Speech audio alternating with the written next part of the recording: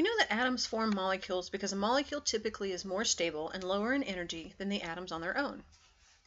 In the same manner, atoms are more stable and have less energy than the particles that make them up. This implies that the formation of an atom actually releases energy into the environment.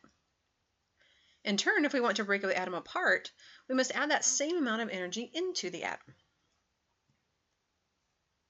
We know that protons and neutrons are held together in the nucleus by the strong forces. One way that scientists love to study things is to tear said things apart. If we want to learn more about the strong force that holds nucleons together, we can examine how tightly bound the nuclei are by tearing the nuclei apart. The energy required to disassemble the nucleus of an atom into separate protons and neutrons is known as the binding energy. Now, since it requires energy to tear the particles apart, it implies that the energy of the separate nucleons is more than the energy of the two nucleons that are bound together. And if we take Einstein's energy equation, where energy is mass, then that must also mean that the mass of the two protons separate must be more than the mass of both of them bonded together.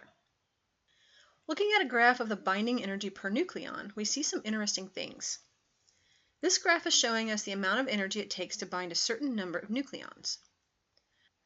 We can see that there's a really low energy for hydrogen and helium because, well, they don't have very many nucleons. It's a bit more for lithium and boron because, of course, they have more nucleons. This means that the atoms have a low binding energy and have the least bound combination of nucleons. Then we find that there's a peak right around 8.8 mega electron volts. This peak coincides with the mass number for iron. This tells us that the iron has the most stable configuration because it has more energy per nucleon than the other elements. So in order to tear apart the nucleus of iron, we would have to add a lot more energy than we would the other elements. If we take hydrogen 2, for example, we have one proton and one neutron, and they have a certain amount of strong force that must hold them together.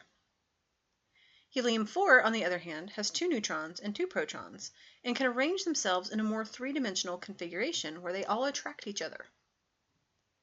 The nucleons are able to arrange themselves so that they are closer together, and as a result, it would take more energy to tear them apart. So for low-mass nuclei, each added nucleon forms bonds with all the other nucleons in the vicinity. This continues up until the mass number becomes about 60, or roughly the mass number of iron. At this point, the nucleons are too far apart to feel all of the other attractions. And if one of those nucleons is a proton, there starts the beginning of some proton-to-proton repulsion. Ultimately, what happens is if we add more and more protons, the electrostatic repulsion becomes more and the nuclei become less and less stable.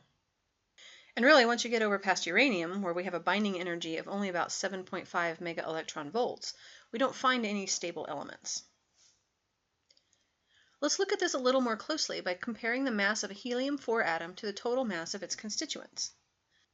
Helium has a mass number of 4, so it would contain 2 protons and 2 neutrons. Assuming the atom is neutral, 2 protons would mean we need 2 electrons as well.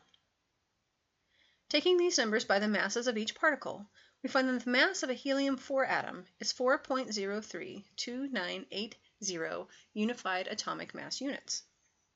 The thing is, though, when we actually measure the mass of a helium-4 atom, we find that it is 4.002603 mass units. This gives us a difference of 0.030377 units. So when the protons, neutrons, and electrons actually combine, there's a loss of mass. And if this is true, where could it have gone? Well, remember a while back we proposed the idea of a new unit for mass that included energy? We can represent the mass, or energy, difference in the case of helium-4. All we need to do is to take the difference in mass and multiply it by 931.5 mega electron volts. This is the total binding energy, and it represents the amount of energy that must be put into a helium-4 nucleus in order to break it apart into 2 neutrons and 2 protons. So really, when you think about it, binding energy is not something an atom has. It is something that the atom lacks. It lacks a certain mass relative to the total mass of its parts.